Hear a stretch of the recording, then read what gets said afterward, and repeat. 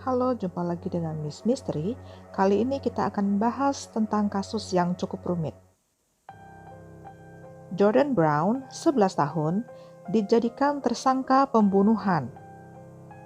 Seperti anak yang lain, ia aktif di olahraga, ia suka bermain baseball. Jordan juga masuk dalam tim rugby The Warriors dan dilatih oleh ayahnya Chris. Jordan tumbuh seperti anak lainnya, ia suka bermain dan beraktivitas.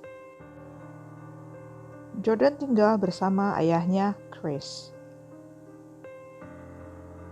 Ibu Jordan, Mildred Cross, sepakat di pengadilan untuk menyerahkan hak asuh Jordan pada Chris. Chris bertunangan dengan Kenzie Houck, seorang single parent. Kenzie memiliki 2 orang putri, Janessa 7 tahun, dan Adeline 4 tahun. Chris dan Kenzie tinggal bersama dalam satu atap bersama anak-anak mereka. Mereka tinggal di Wampum, Pennsylvania, 60 km sebelah selatan Pittsburgh. Hubungan mereka harmonis. Jordan bahkan memanggil Kenzie dengan sebutan Mom. Saat Natal, anak-anak Chris dan Kenzie mendapat hadiah. Hadiah yang diberikan Chris untuk Jordan adalah senapan kecil yang bisa digunakan anak kecil. Senapan tersebut digunakan untuk berburu. Chris mengajarkan Jordan untuk berburu. Jordan berlatih menembak untuk persiapan mendapatkan izin berburu di usianya yang ke-12 nanti. Kenzie dan Chris sedang menunggu kehadiran bayi laki-laki yang dinamakan Christopher. Kenzie sedang mengandung 8 bulan 15 hari.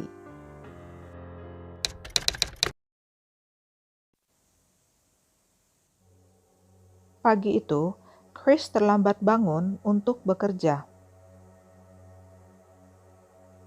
Kenzie meminta Chris untuk tidak bekerja, tapi ada yang harus dilakukannya. Janessa membangunkan Jordan untuk bersiap ke sekolah. Setelah siap, Jordan duduk di sofa. Kenzie menyuruh Jordan dan Janessa untuk segera pergi karena bus sekolah akan segera datang. Jordan dan Janessa keluar dari pintu belakang menuju bus shelter. Pukul 8.15 pagi, Jordan dan Janessa menaiki bus untuk pergi ke sekolah. Adeline masih tidur di kamar yang berada di lantai 2. Sekitar jam 9 pagi, petugas pemotong pohon datang. Petugas pemotong pohon menemukan Adeline di depan rumahnya sambil menangis. Adeline berkata kepada petugas pemotong pohon bahwa ibunya sudah meninggal. Petugas tersebut lalu menelpon polisi. Lalu polisi datang untuk melihat jasad Kenzie yang mengalami pendarahan. Lalu coroner datang untuk memeriksa jenazah dan TKP.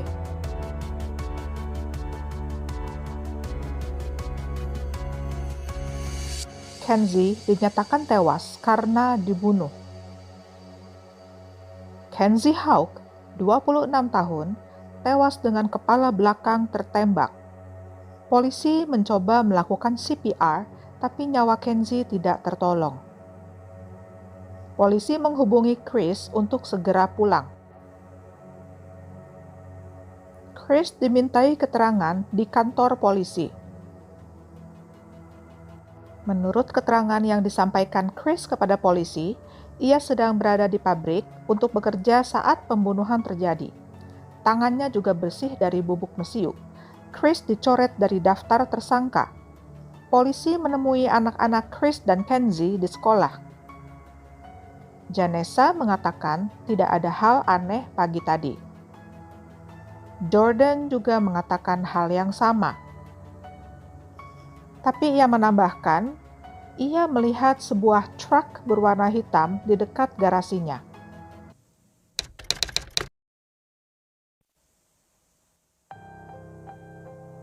Pukul 3.30 pagi, polisi menggedor pintu rumah Chris. Jordan Brown ditahan atas tuduhan pembunuhan terhadap Kenzie Houck. Berdasarkan hasil otopsi, ditemukan peluru di kepala Kenzie. Ditemukan berbagai jenis senjata di kediaman Chris. Senapan kecil milik Jordan tercium bau mesiu seperti habis dipakai. Ditemukan serbuk dan bau mesiu pada pakaian Jordan. Polisi curiga pada Jordan karena keterangannya berubah.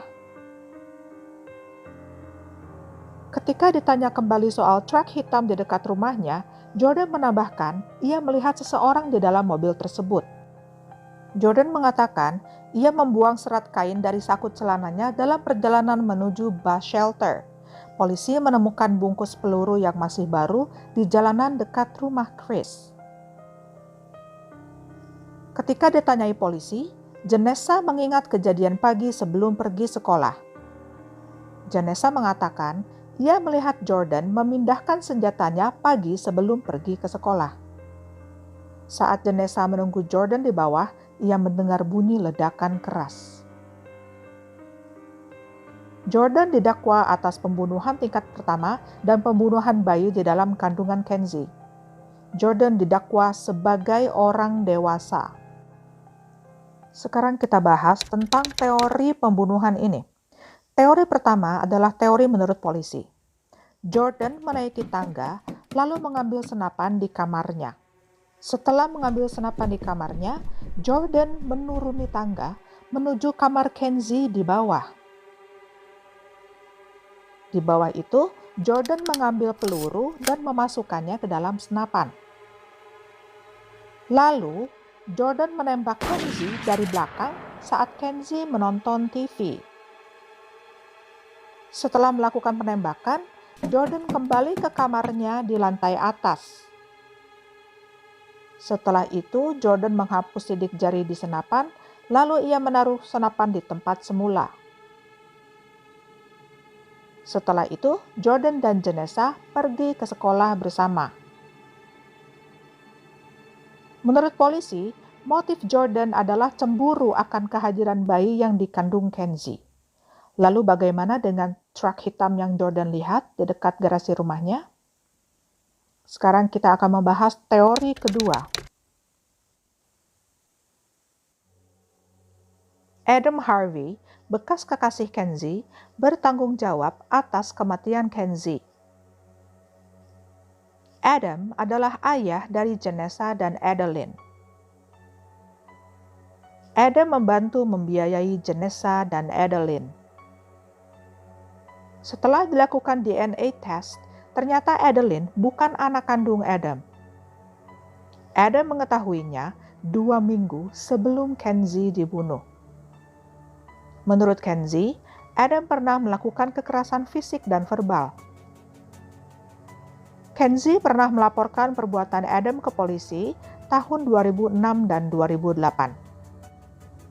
Menurut laporan Kenzie tahun 2006, ia dan Adam berargumen tentang keponakan Kenzie. Saat Kenzie sedang masak, Adam membuang semua makanan. Kenzie ingin pergi dengan mobil. Kunci mobil dilempar oleh Adam dan Kenzie dihantam ke setir mobil. Tahun 2008, Kenzie melaporkan Adam ke polisi karena Adam mengancam akan menyakiti Kenzie dan keluarganya. Adam juga mengatakan akan menyewa orang untuk menyakiti Kenzie. Adam memiliki truk hitam. Adam mengaku sedang berada di rumah ayahnya di Boston Avenue saat Kenzie dibunuh. Dan tidak ada jejak salju dari ban mobil Adam saat polisi datang. Pengacara Jordan mengatakan ada saksi yang mendengar Adam telah membunuh mantan kekasihnya. Setelah ditelusuri, Adam adalah anak dari Charles Harvey, seorang pensiunan komandan marinir. Charles memiliki koneksi yang luas hingga ke pengadilan dan kepolisian.